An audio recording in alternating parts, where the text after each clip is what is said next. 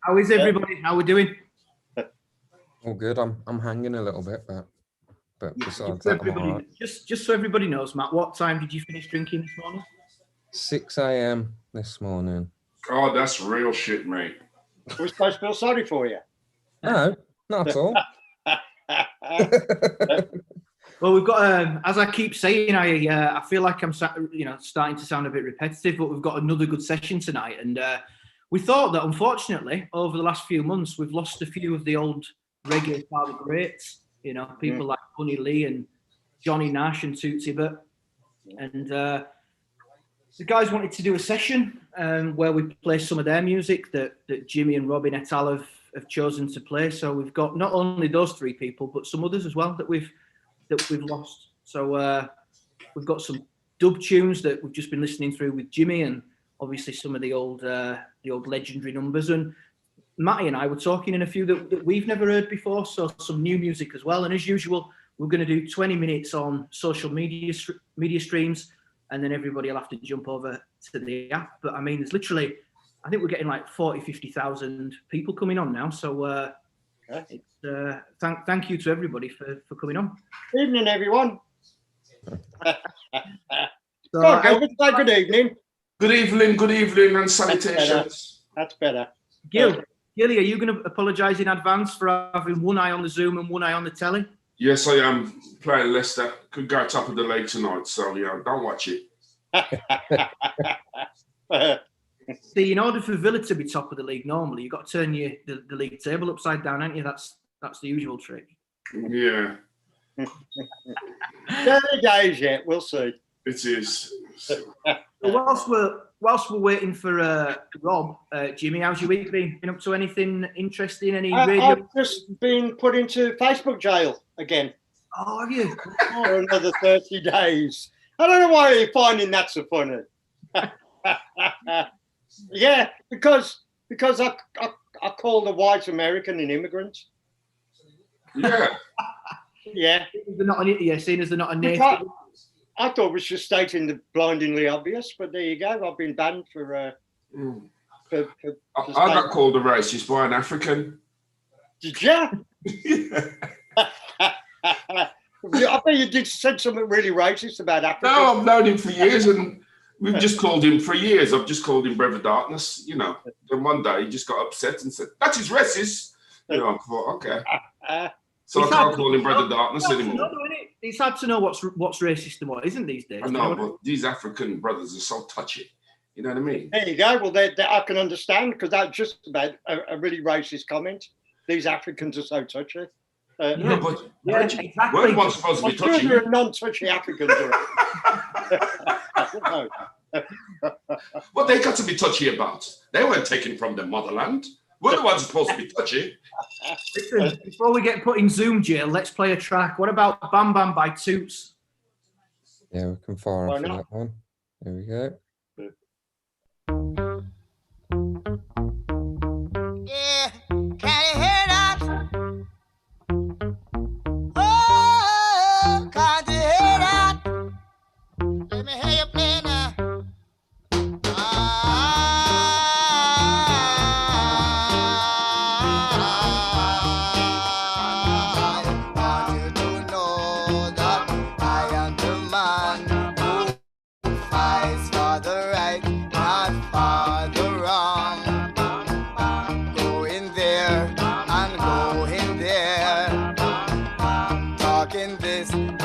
Talking that soon you will find out the man I'm supposed to be.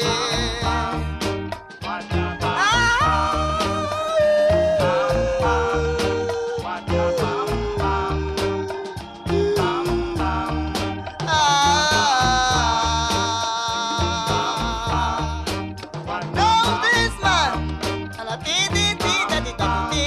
and I don't trouble no man.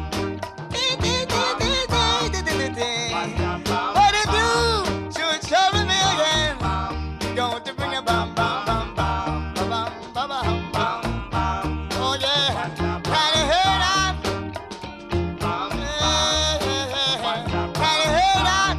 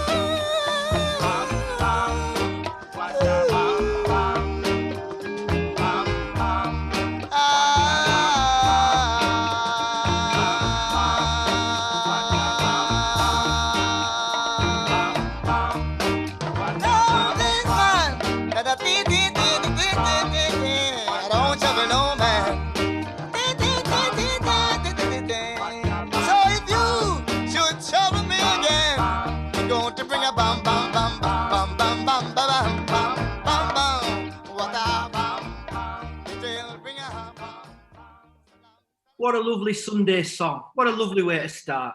I'll tell you what, those backing vocals were great, weren't they? They're just relentless. Yeah. Yeah, but it just shows you his innate musicality. You know, he was just everything he ever did. He was completely joyful when he did it. You know, it's obvious how much he just enjoyed making music. You know, and singing and making a noise. I love that track. It's ancient, but I love it. It really sounded ancient. It sounded like 60s. It was definitely 60s, yeah. Yeah. But I think most of Toots's best stuff was in the 60s, without a doubt. Well, to be honest, that's a problem I've got to some degree, because obviously I'm a couple of years younger than you are. Decades, Jim, decades. Yeah, okay. But so that means that, you know, my formative years were kind of later, and Toots was already like the old man of reggae when absolutely. Well, you got to remember the man coined the name reggae. You know, it was him that invented the term. Apparently, he claimed anyway, and a lot of people credit him for that. You know. So for you, Jim, it was with Robin being those few years older. Was he always like Mr. Encyclopedia from the start? When he used to babysit for us, we used to get, come on, Uncle Rob, put some records on for us, and he used to entertain us all night. That is true. That is true. I wasn't babysitting them, but I did used to play, you know, all of my rock steady stuff to death to them. That's why they know the stuff, really, because it was slightly before their time. That's why my kid brothers both know the stuff, you know, because I was playing them my records, and, you know, I was buying records every week. So I'd bring them in and play them, you know, the latest thing. And Toots was one of them. But I mean, you know, there are a lot of early Toots records that still now are known by any reggae fan, like Monkey Man, or 5446. You know, both of which are early songs. You know. Yeah, of course. Yeah, no, there's some. I think that's one of the interesting things about when we've done the Labour of Love Zoomy sessions, and like tonight when we're looking back at some of the old stuff. There's a lot of stuff in there that people won't have heard before, perhaps like that song. Do you know what I mean? Maybe, yeah. I mean, if you're as old as me, I'm sure Gilly, who's not as old as me, but I'm sure he's heard that track before. You know, yeah, anyone who who listens to all forms of reggae would know that tune. You know, Bam Bam is it's a classic, an absolute classic. That's Rocksteady period. But that's my point, though. Like at UB40 concerts, of course, you've always said you've got 4 generations coming to watch you. I would consider myself, in terms of reggae knowledge, well above average compared to the man next door. That's not a pun. And I, when I you're a paragon of knowledge, aren't you? Yeah, thank you very much.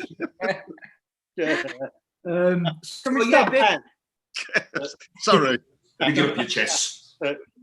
And when this set list, you've been working on this set list during the week, and when it came through, obviously I recognised the vast majority, but there's a good handful of songs here. I think we've got 18 songs tonight. And really? There's a good 6 or 7, yeah. But this is another point, and I wondered if there might be a reason behind it. But nowadays, a typical song might be at least 4 minutes, if not a little bit longer in length. A lot of the early reggae stuff's like 2.5 minutes. Yeah, but you're just showing your youth now, mate. Because they all used to be like that, did they? Yes, all pop records in the 60s, in the 50s and 60s were all 2.5 minutes long. Mm-hmm. That's the truth of it, you know. Do you think they didn't become longer until the sort of the navel gazing and the self-exploratory stuff, when people started, like hippies and dope smoking became so prevalent and all of that, when people started doing longer songs, it just, in the 60s, definitely a pop record was 2.5 minutes long. Mm-hmm. Whereas now it's whenever you're putting stuff to radio, they want, the maximum is kind of 3.5 minutes, isn't it? That's where they aim for, basically. Well, it's longer. That's what I said when I got the set list, tonight's playlist through. I said to Matt, are we not having any discussion tonight then? Because we ain't going to get better get a song on then.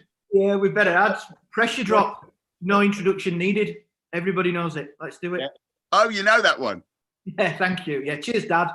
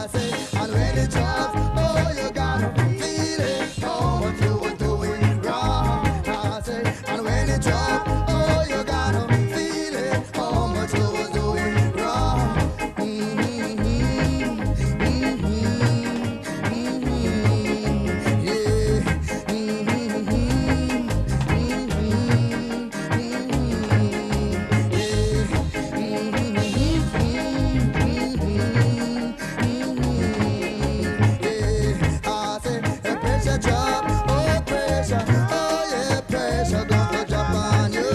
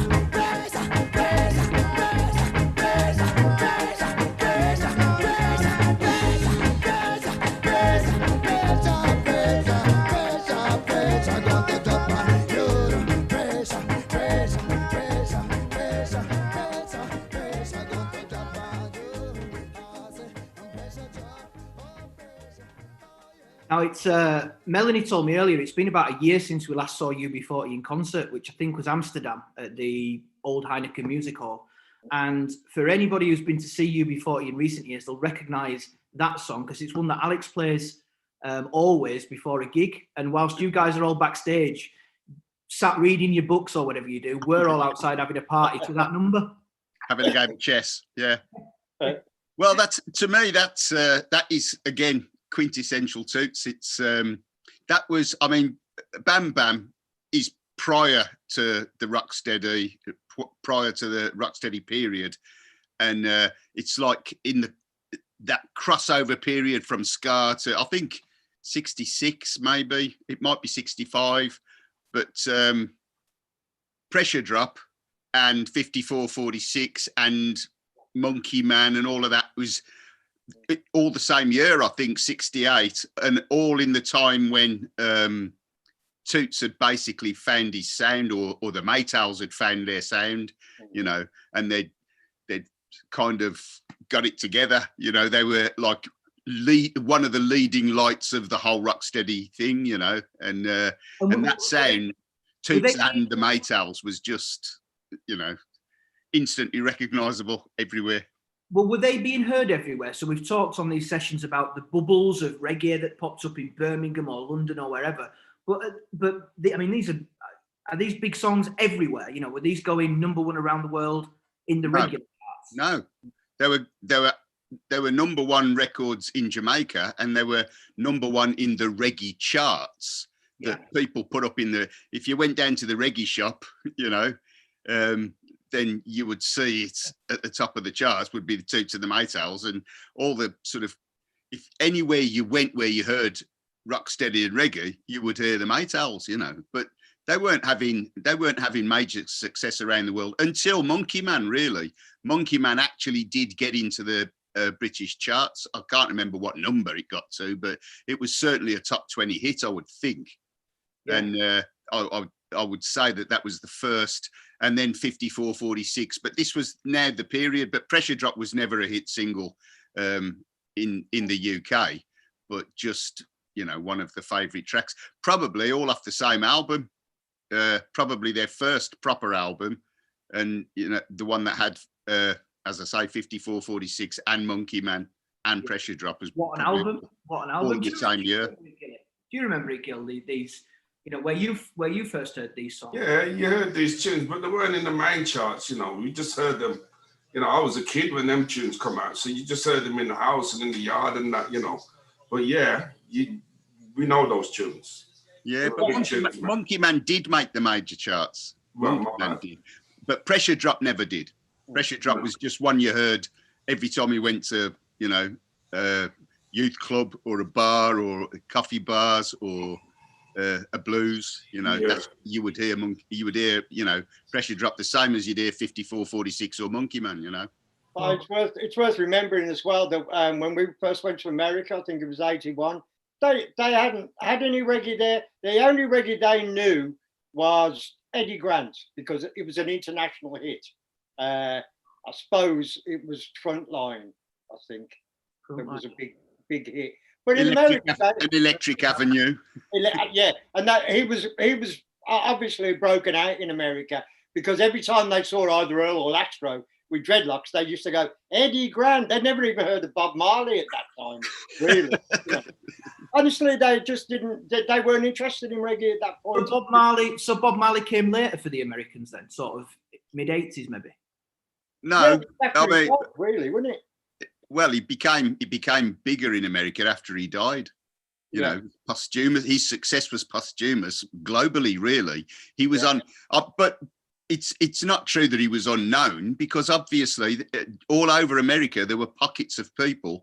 I mean, there were more Jamaicans living in America than there were living in Jamaica. So, of course, there were people who knew Marley and who knew reggae, but it was in pockets. You would only, just like where we were, you could only go to certain parts of the town of any city that you were in. You go to certain parts and you'd hear reggae. But outside of those places, you never heard it on the radio. Never. That Bob Marley thing's the funny one, though, isn't it? When you think that it's probably like it's quite trendy to say I like Bob Marley. Do you know what I mean? People, all these posters and T-shirts that people have of Bob Marley, they probably can't name 3 songs. He's just become that iconic, like a cult thing. Yeah, Bob Marley's he's replaced Che Guevara as a poster on people's bedroom walls. Yeah, as like a representative of, free speech and human rights, and it's just like iconography, isn't it? Not because they knew much about Marley, really. Yeah, that's the word I was looking for. Iconography. Iconography. Yeah. Oh, he's certainly an icon, and he's certainly, this sort of name that comes off students' lips really easily. Yeah, but he was on the verge of exploding globally when he died.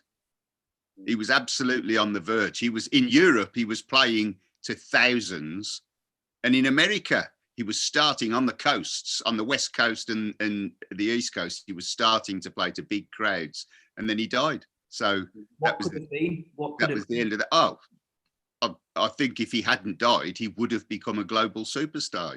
He became one after he died anyway. Yeah. But I think as a live performer, he was iconic. He was fairly out there on his own. He was brilliant. Well, it'll probably come up in conversation again as we go through. But Matt, before we move on to the next one, have the live streams cut yet, or are we still running? Matt, you muted. You have to unmute yourself, Matt. Yeah, they are still running at the moment, but they will be cutting shortly. What a technician. Can't turn his own mic on. I'm struggling today. I'm struggling. You didn't go to bed till 6 o'clock, this morning. Oh, that's another thing about what I did with my week. I've been teaching me cats how to attack Tories using this.